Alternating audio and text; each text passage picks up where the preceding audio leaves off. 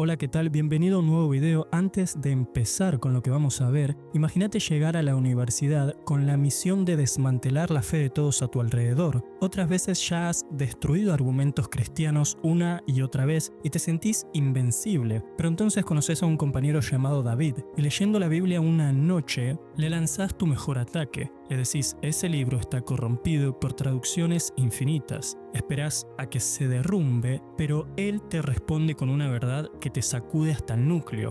Esta es la historia real de Nabil, un musulmán devoto que investigó a fondo el cristianismo y descubrió algo que lo obligó a cuestionar todo su mundo: manuscritos, profecías, sueños divinos y una decisión que le costó incluso su familia. Quédate hasta el final para ver cómo una simple conversación se convirtió en una transformación divina y eterna. Suscríbete si te gustan este tipo de videos para seguir trayendo más al canal y te pido que comentes abajo si viviste un momento o una situación similar en tu vida en donde la verdad te obligó a elegir entre todo lo que conocías y algo mayor, o qué opinas de este tremendo caso. Ahora sí, vamos con el video. Y la primera vez que conocí a un cristiano que estaba preparado para eso fue en la universidad, así que ya había diezmado la fe de muchas personas que iban a la universidad, y luego llegué a la universidad muy seguro de mí mismo, y conocí a un amigo.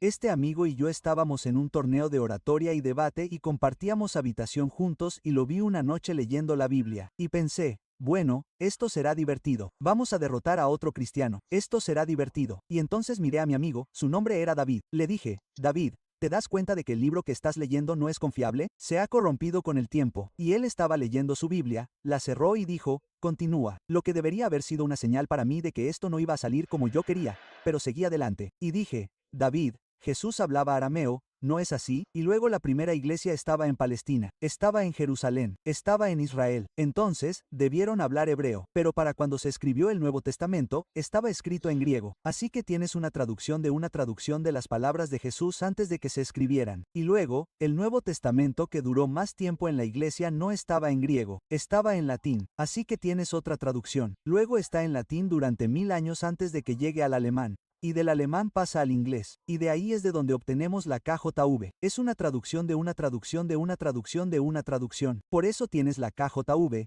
la NV, la ESV, la NASV, la V. Tienes tantas versiones de la Biblia. ¿Cómo puedo saber cuál es realmente la palabra de Dios? Ahora bien, eso había funcionado en muchos cristianos y yo estaba listo para que se derrumbara bajo el peso de mi argumentación. Pero David me miró y dijo, Nabil, déjame hacerte una pregunta. Hace unos minutos te escuché hablando con tu madre por teléfono. ¿Eso fue en inglés? Yo dije, no, y él dijo, pero cuando me dijiste lo que ella dijo, me lo dijiste en inglés. ¿Fue una traducción corrupta? Neil, cuando eres multilingüe, puedes tomar un mensaje que se da en un idioma y traducirlo con precisión a otro idioma y has preservado el mensaje. Y eso es exactamente lo que hicieron los discípulos. Pueden escuchar a Jesús, sin importar el idioma que hablará, y escribirlo en griego. Y de ese manuscrito griego del Nuevo Testamento, tenemos en nuestro poder más de 6000 copias en la actualidad. Y él dijo, Neville, si no tuviéramos ninguna de esas copias, tenemos en nuestro poder más de 10.000 traducciones al latín, copto y siríaco de los primeros manuscritos griegos del Nuevo Testamento. Y él dijo, si no tuviéramos ninguna de esas traducciones, tenemos más de 30.000 citas del Nuevo Testamento de los primeros padres de la Iglesia con las que podemos reconstruir prácticamente todo el Nuevo Testamento muchas veces. Neville, conocemos con certeza el mensaje del Nuevo Testamento original. Y lo miré y le dije,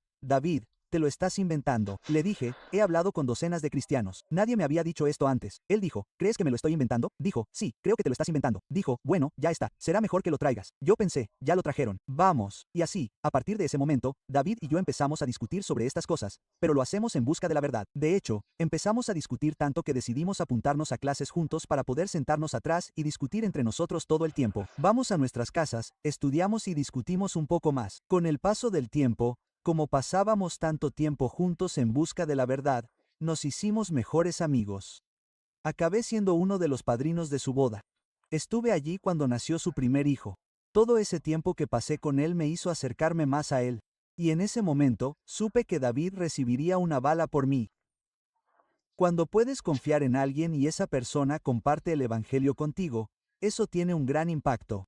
Si no sabes que puedes confiar en alguien y esa persona te dice que entregues tu vida y tomes la cruz, ¿por qué le harías caso? Pero si alguien está intentando derribar tu visión del mundo y sabes que te quiere, entonces te relacionarás con esa persona y la escucharás. Así que esa amistad fue absolutamente fundamental para que yo empezara a escuchar el Evangelio. Y llevó mucho tiempo. No se trató de un evento repentino.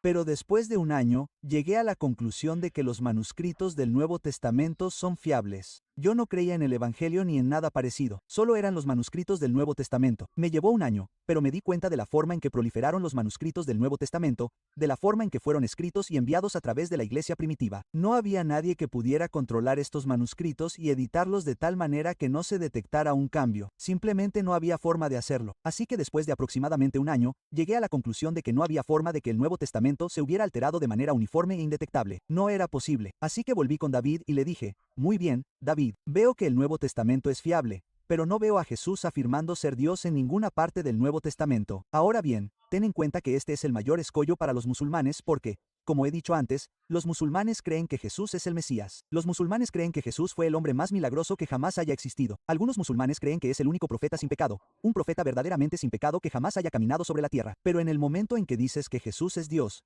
a ojos de un musulmán, estás cometiendo la peor blasfemia que podrías cometer. El Corán dice muy claramente en el capítulo 4, versículo 171, así como en el capítulo 572, que si crees que Jesús es Dios, irás al infierno. No hay duda de eso en la cosmovisión musulmana. El capítulo 5, versículo 116, muestra a Jesús conversando con Alá, y Alá le preguntó a Jesús, ¿alguna vez le dijiste a la gente que te adorara? Y él dijo, de ninguna manera tengo derecho a decirles que hagan algo así. Y entonces la idea de que Jesús es Dios es una blasfemia en el Islam, y están tratando de defender a Dios cuando dicen que no hay manera de que Jesús sea Dios. Entonces, la pregunta para mí ahora que llegué al punto de darme cuenta de que el Nuevo Testamento era confiable, dije, está bien. Pero Jesús nunca afirmó ser Dios en eso, y ahora comencé a estudiar con un poco más de profundidad, comencé a intentar mirar las cosas. Mi amigo David primero me entregó el Evangelio de Juan, dijo, lee esto, y mientras leía el Evangelio de Juan 1, versículo 1 dice que Jesús es Dios. No tengo que ir muy lejos. En el principio era el Verbo estaba con Dios y el Verbo era Dios. Bueno, ¿qué es el Verbo? Baja hasta el versículo 14. El Verbo se hizo carne y habitó entre nosotros y contemplamos su gloria. Estoy mirando estos conjuntos de versículos y estoy tratando de encontrar una manera de evitar esto porque, nuevamente, desde la infancia me dijeron que Jesús no podía ser Dios y ahora que creo que el Nuevo Testamento es confiable, ¿cómo podría decir esto? Entonces, la forma en que lo defendí fue diciendo, bueno, Jesús no está diciendo que es Dios aquí. Este es Juan el autor. Quiero ver a Jesús decir que es Dios. Ahora bien, como sabes, cuando eres musulmán, nunca has oído el término, yo soy, no sabes lo que significa. Pero cuando alguien te remite a Éxodo, donde Dios le dice a Moisés que su nombre es yo soy, entonces empieza a tener sentido lo que Jesús está diciendo. Alguien le pregunta si ni siquiera tiene 50 años. La respuesta de Jesús es, yo soy. Existo eternamente incluso antes de que Abraham naciera. Sí. Porque está tomando el nombre del Dios de Moisés. ¿Jesús afirmó ser Dios? Afortunadamente, yo no tengo tiempo para entrar en detalles aquí, pero les diré esto. La culminación del Evangelio de Marcos, el primer evangelio jamás escrito, es Marcos 14 en 62. Y en este versículo, Jesús hace dos, sino tres referencias al Antiguo Testamento, diciendo, yo soy el Dios de Moisés, yo soy el Dios de Daniel, yo soy el Dios de David, y lo hace tan claramente que los sumos sacerdotes inmediatamente rasgan sus vestiduras y dicen, habéis oído la blasfemia, ¿qué haremos? Y esa es la razón por la que decidieron crucificarlo, y habrían hecho bien en crucificarlo si fuera Dios. Así que Jesús afirma ser Dios. Ahora imagina lo que esto le hace a mi mente porque yo, como musulmán, he llegado a la conclusión de que el Nuevo Testamento es fiable y en ese Nuevo Testamento veo a Jesús afirmar ser Dios. Esto hace que todo lo que me han enseñado sobre el Islam sea falso porque se supone que debemos reverenciar a Jesús. Pero aquí hay pruebas de que afirmó ser Dios. ¿Cómo puedo hacer eso? Y esta disonancia cognitiva empezó a volverme loco. Hasta ese momento, solo estaba discutiendo con mi amigo David, pero ahora me he dado cuenta de que esta investigación podría determinar muy bien el curso de mi vida. Así que empiezo a rezar fervientemente, y en medio de estas oraciones, vuelvo con mi amigo David y le digo, bueno, necesito tener un caso, necesito tener un razonamiento sólido sobre lo que haría que el cristianismo fuera verdadero, porque los cristianos creen todo tipo de cosas, hay diferentes denominaciones, algunos cristianos creen esto, otros creen aquello. ¿Qué es lo que haría que el núcleo del cristianismo fuera verdadero? Y lo encontré en Romanos 10 en 9. Pablo dice, si confiesas con tu boca que Jesús es el Señor y crees en tu corazón que Dios lo levantó de entre los muertos, serás salvo. No sabías que iba a haber un examen sorpresa involucrado. Confiesa con tu boca que Jesús es el Señor y cree en tu corazón que Dios lo resucitó de entre los muertos. Serás salvo. Jesús tiene que ser Dios. Tiene que morir en la cruz y luego resucitar de entre los muertos para que el cristianismo sea verdadero. Ahora bien, este es un caso muy interesante. Cuando estaba lidiando con algunas de estas cosas, estaba en la facultad de medicina. Como estudiante de cuarto año de medicina, pasé mucho tiempo en el pabellón de psiquiatría. Pasé mucho tiempo trabajando en el pabellón de psiquiatría. Y mientras estaba allí, solía ver a la gente acercarse y decirme en delirios de grandeza, Nabil, yo soy Dios. Y mi respuesta era, bueno, tenemos una habitación para ti, adelante. Que afirmar ser Dios es patológico. Y en el primer siglo, si alguien afirma ser Dios, la respuesta era la misma, estás loco. Pero si ese hombre dice, no, espera, mira, seré asesinado y al tercer día resucitaré de entre los muertos. Y esta es la prueba para ustedes de que yo soy Dios. Ahora tenemos algo que observar, ahora tenemos algo que ver. La resurrección es la reivindicación de la afirmación de Jesús de ser Dios. Cualquiera puede afirmar ser Dios, pero si alguien afirma ser Dios y luego lo demuestra resucitando de entre los muertos, entonces hay alguien a quien creer. Entonces, la pregunta es, ¿hay pruebas de que Jesús resucitó de entre los muertos? De nuevo, si algunas personas quieren hacer preguntas sobre esto o si quiere que salga en la sesión de preguntas y respuestas, entonces podemos discutirlo un poco más. Pero al investigar las pruebas que rodean la muerte de Jesús, llegué a la conclusión de que las pruebas apuntaban uniformemente al hecho de que Jesús resucitó de entre los muertos. Ahora bien, hay algo muy profundo en eso porque, como musulmán, el Corán ni siquiera te permite creer que Jesús murió en la cruz. El Corán dice en la Sura, que es el capítulo 4, versículo 157, que no fue asesinado ni crucificado, sino que así se les ocurrió a ellos.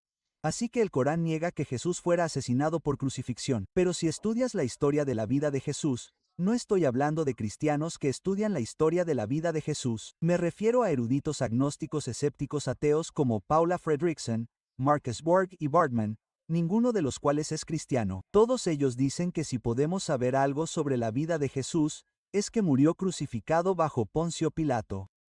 La muerte de Jesús es el hecho más sólido sobre su vida históricamente hablando. Y eso por sí solo desafía la veracidad del Corán, y como musulmán, tuve que lidiar con eso de verdad, y luego tengo todas estas pruebas de que realmente resucitó de entre los muertos. Si quieres algo de esa evidencia, te sugiero que leas un libro llamado The Case for the Resurrection of Jesus de Gary Habermas y Mike Licona. Así que estoy viendo estas pruebas y estoy viendo un caso para la deidad de Jesús y para el cristianismo que se está construyendo. Por cierto, esto ha llevado 3 años de amistad con David para llegar a este punto, no es una búsqueda de la noche a la mañana. Así que, David y yo regresamos a casa de un lugar muy masculino. Estábamos en un bar de batidos. De regreso, David me pregunta, Nabil, hemos estado investigando esto durante bastante tiempo. ¿Dónde crees que se encuentra el caso del cristianismo? De 0 a 100, si 0 no fuera absolutamente cierto y 100 fuera absolutamente cierto, ¿dónde crees que se encuentra el caso del cristianismo? Bueno, es 99% seguro que Jesús murió en la cruz, aproximadamente 90% seguro que afirmó ser Dios, 90% seguro que resucitó de entre los muertos. Lo pongo en 80-85% David, y casi escupe el batido, lo cual no está bien porque era mi coche, y me mira y dice, Nabil, ¿por qué no aceptas el evangelio entonces? Y yo dije, David, es porque estoy 100% seguro del Islam, aunque crea en un 80 u 85% en el caso del cristianismo, el caso del Islam es más fuerte, y él me miró y dijo, ni siquiera has analizado críticamente el caso del Islam, y yo dije, lo sé, pero estoy seguro de eso, he oído pruebas del Corán desde la infancia, he oído pruebas de Mahoma desde la infancia, estoy seguro de que el Islam es verdadero, y él dijo, bueno, ponlo a prueba, y aquí está lo fundamental, dijo, ponlo a prueba en el mismo grado en que probaste el cristianismo, el mismo nivel de escepticismo. Aplica los mismos criterios históricos y luego dime con qué terminas. Y yo estaba muy seguro. Dije, claro, no hay problema. Y por eso apliqué el mismo nivel de escepticismo históricamente hablando. Voy a tener que ser breve, pero esto es lo que encontré. En lo que respecta a Jesús, era extremadamente escéptico con el Evangelio de Juan, por ejemplo, porque el Evangelio de Juan, según los eruditos críticos actuales, no según los cristianos, sino según los eruditos críticos, se escribió entre 60 y quizás 70 años como máximo después de la muerte de Jesús. Por eso critiqué el Evangelio de Juan. La primera vez que alguien escribió algo sobre la vida de Mahoma fue 150 años después de su muerte. Y luego la persona que lo escribió, en realidad ese libro se perdió, y lo que tenemos es a otra persona que salvó partes de ese libro y dijo que solo salvó una parte de este libro porque el resto me parecía simplemente increíble. Así que la primera prueba que tenemos sobre la vida de Mahoma llega mucho más tarde que la primera prueba que tenemos sobre la vida de Jesús y la persona que lo salvó afirmó que no era fiable. Y empecé a hacer el comparación lado a lado. Bien, ¿Cómo es la historia del Corán comparada con la Biblia? Bien, ¿cómo es la vida de Mahoma? Desde pequeño me habían enseñado que Mahoma fue el hombre más asombroso que jamás haya existido. Me habían enseñado que Mahoma fue un gran estadista, un gran diplomático, un gran general, un gran líder. Me habían enseñado que fue un gran marido y un defensor de los derechos de las mujeres y de los oprimidos. Y así es como los musulmanes ven a Mahoma. Por eso, cuando ves a los musulmanes venerando a Mahoma, ese es el hombre al que están venerando, este gran hombre legendario. Pero cuando estudié las pruebas históricas, no solo eran tardías y no muy fiables, sino que cuando realmente miré lo que decían, que Mahoma en las páginas de la historia era muy diferente del Mahoma en los corazones de los musulmanes, y me di cuenta de que tenía que elegir uno u otro, y si iba a ser honesto y iba a seguir el desafío de David y aplicar criterios históricos críticos, este era el Mahoma que tendría que creer que existió, un violento uno, y entonces dije, bueno, entonces no puedo confiar en Mahoma, quizás tenga que confiar en la inspiración del Corán. Para convertirse en musulmán, tienes que creer en la Shachada, que es Mahoma Alá. No hay más Dios que Alá y Mahoma es su mensajero.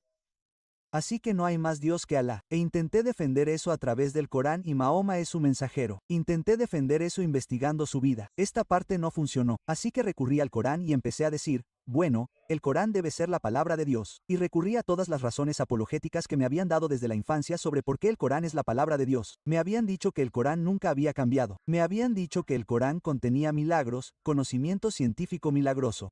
Me habían dicho que el Corán contenía profecías del futuro, y cuando empecé a investigar todas y cada una de estas afirmaciones de nuevo con el mismo ojo crítico que usé con el cristianismo, empezó a desmoronarse. Y cuando aplicas, y diré esto ahora después de haber examinado muchas cosmovisiones, cuando aplicas el mismo nivel de escepticismo al cristianismo que a cualquier otra cosmovisión, el cristianismo siempre sale ganando.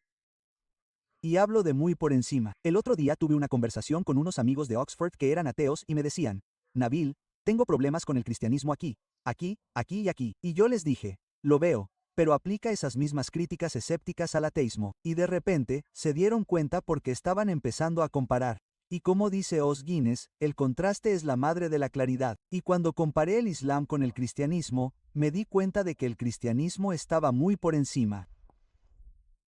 Ahora bien, fue entonces cuando mi mundo entró en crisis porque no podía aceptar el Evangelio de repente. Si lo hacía, estaría avergonzando enormemente a mi familia. Y las familias musulmanas suelen tener antecedentes de honor y vergüenza. Así que para que te hagas una idea, todo lo que hizo mi abuelo, todo lo que hizo mi bisabuelo al predicar el Islam fue para construir honor y orgullo en la comunidad. Y si su nieto, si su bisnieto se hace cristiano, entonces es como si yo hubiera arrasado con todo el honor que han ganado en toda su vida. Y no soy el único que va a ser mirado con vergüenza por mi familia.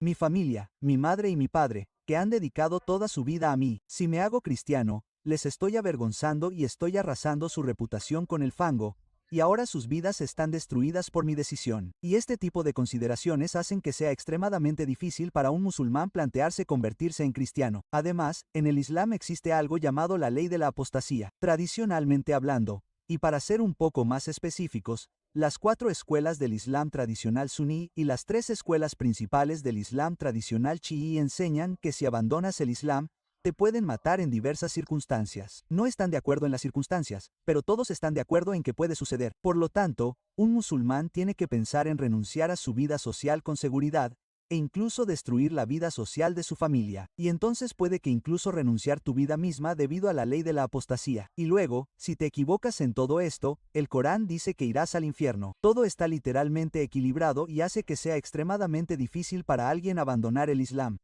Así que en este punto, caí de rodillas y comencé a pedirle a Dios en las oraciones diarias, fuera de las oraciones diarias, le pido a Dios, Dios, necesito que te reveles a mí. He mirado y parece que el Islam no es cierto. Por favor, perdóname por decir eso y parece que el cristianismo podría ser cierto. Por favor, perdóname por decir eso. ¿Puedes decirme quién eres? Ahora, para darte un poco de comprensión y conocimiento de la cultura islámica. El velo no se rasga de la manera en que creen los cristianos. Según el Islam, el velo sigue levantado. Los musulmanes no se comunican con Dios, ni siquiera los profetas se comunicaban con Dios. Los profetas hablaban con ángeles que hablaban con Dios. Así que los musulmanes no están listos para recibir información de Dios. No tienen ese tipo de estatus. De todos modos, no lo creen. Pero hay una forma en que los musulmanes esperan escuchar directamente a Dios. ¿Alguien conoce los sueños? Los musulmanes creen que pueden recibir sueños de Dios para que los guíe. Por eso le piden a Dios sueños para que los guíe. Hay un tipo especial de oración llamada salatist, en la que los musulmanes se arrodillan y dicen: Dios, guíame a través de los sueños. Mi padre eligió sus trabajos basándose en ellos. Mi hermana eligió a su marido basándose en sueños. Nosotros decidimos cuándo mudarnos basándonos en sueños. Y, por cierto, algunos de estos sueños se hicieron realidad proféticamente. Por ejemplo, mi madre, cuando se casó con mi padre, tuvo un sueño en el que estaba plantando 4 semillas en la tierra y 2 de esas semillas crecieron y se convirtieron en árboles y 2 no. Fue a ver a mi tía y le dijo: acabo de tener este sueño. Y mi tía le dijo: bienaventurada seas, porque Dios ya te ha dicho que estarás embarazada 4 veces y tendrás 2 hijos y 2 abortos espontáneos. Avancemos 17 años. Eso es exactamente lo que pasó. Tengo algunas historias espeluznantes que podría compartir con ustedes, pero no tenemos tiempo suficiente. Esto sucede con mucha frecuencia. Ahora bien, ¿por qué sucede? Podría haber varias razones. ¿Es Dios quien da los sueños? ¿Es algo más lo que los da? Podría ser una variedad de cosas. Ese no es mi punto. Lo que digo es que los musulmanes esperan escuchar a Dios basándose en sueños, y a primera vista, tienen buenas razones para creerlo. Así que le pedí a Dios sueños y visiones. Y finalmente recibí una visión y 3 sueños. Les contaré el segundo sueño porque fue el que más me impactó. Quería algo muy claro y Dios me dio un sueño muy claro. Por cierto, en este punto, han pasado unos 4 años desde que David y yo comenzamos a hablar sobre el cristianismo y el islam. En este sueño, estoy de pie en el umbral de una puerta estrecha. Esta puerta es lo suficientemente ancha para que yo entre, lo suficientemente alta para que yo entre, y tiene cierta profundidad, quizás 5 o 7 pies. Está hecho de ladrillo, una especie de arco, y cuando miro por esa puerta, hay una sala preparada para un banquete. Mesas redondas, gente sentada en este banquete. La comida ya está servida y la gente está vestida elegantemente. Es como un banquete de bodas y están a punto de empezar a comer. Pero aún no han empezado. Todos miran en esa dirección. Están esperando que el dueño o el orador o quien sea venga y empiece el banquete. Y quiero entrar en esa sala porque sé que esa sala es el cielo. Pero no puedo porque al otro extremo de la puerta está mi amigo David. También está sentado y esperando. No me mira, pero me está bloqueando el paso. No puedo pasar. Así que le digo en el sueño: pensé que íbamos a comer juntos. Y él dice: no has respondido. Yo sabía que tenía que responder a la invitación de David para poder entrar al cielo, pero aquí es donde se vuelve una locura. Cuando desperté, llamé a David y le pregunté: ¿qué crees que significa este sueño? Y fue la primera vez que escuché los ojos de alguien poner los ojos en blanco por teléfono. Y él dijo: Enibil, este sueño es tan claro que no necesito interpretártelo, solo tienes que ir a la Biblia. Y yo dije: ¿qué quieres decir? Dice: vayan a Lucas, capítulo 13. Ahora bien, David conocía sus escrituras, por cierto, y me había dado una Biblia de estudio. Y cuando abrí Lucas, capítulo 13, decía en letras grandes y en negrita: la puerta estrecha. Ahora bien, en el momento en que lo vi, mi corazón dio un vuelco porque ese era el símbolo más poderoso de mi sueño. Y comencé a leer. Voy a parafrasearlo para ustedes. Y básicamente, esto es lo que dice: Jesús iba por los pueblos y aldeas predicando las buenas nuevas. Y los discípulos le preguntaron: Señor, ¿se salvarán muchos? Comillas, punto. Y él dijo: esfuércense por entrar por esa puerta estrecha, porque muchos, les digo, lo intentarán y pocos podrán. Y verán a la gente sentada dentro en el banquete de bodas del cielo. Esfuércense por entrar antes de que el dueño venga y cierre la puerta. Nunca antes había leído esta sección de la Biblia, y supe que Dios me había dado un sueño en el que me colocó justo en medio de esta parábola, y me dijo dónde estaba. Así que miré a Dios y le dije: Dios, necesito otro sueño. No me juzgues, cristiano. Así que pedí otro sueño. Dios me lo concedió. Y luego, al final de ese verano, recuerdo que conducía hacia la escuela. Para entonces, estaba empezando mi segundo año de la Facultad de Medicina. La primera conversación que tuve con David fue en mi primer año de universidad, así que estoy empezando mi segundo año de la Facultad de Medicina. Pero a estas alturas, he tenido 3 sueños. Tengo todas estas pruebas. Tengo la guía de Dios, pero aún no me he convertido. Y esta es la razón. Mientras conduzco hacia la escuela, le digo a Dios: Dios, sé lo que tengo que hacer, pero necesito tiempo para llorar. Necesito tiempo para llorar. Por cierto, estoy llorando. Estoy perdiendo la cabeza en el coche. No es un buen estado para ir a la escuela. Así que vuelvo a mi apartamento y no sé qué estoy haciendo. Así que saco el Corán y la Biblia y digo: Dios, dame consuelo. Y abro el Corán y comienzo a leerlo. Por primera vez en mi vida, comienzo a leer el Corán, no por razones médicas, sino para obtener orientación personal. Y mientras buscaba consuelo, me di cuenta de que no hay un solo versículo en el Corán diseñado para consolar a un hombre herido, ni uno solo. Así que me di cuenta de que este libro ni siquiera se aplicaba a mi vida. Así que lo dejé de lado y recurrí a la Biblia. Me dije: ni siquiera sé por dónde empezar en la Biblia. Nunca había recurrido a ella en busca de orientación personal. Solo la consultaba para intentar desmenuzarlo. Así que dije: está bien, empezaré con el Nuevo Testamento. Lo abrí en Mateo, capítulo 1. Vi un montón de genealogías, así que me las salté. Tenía una excusa. Era musulmán. No sé cuál es tu excusa.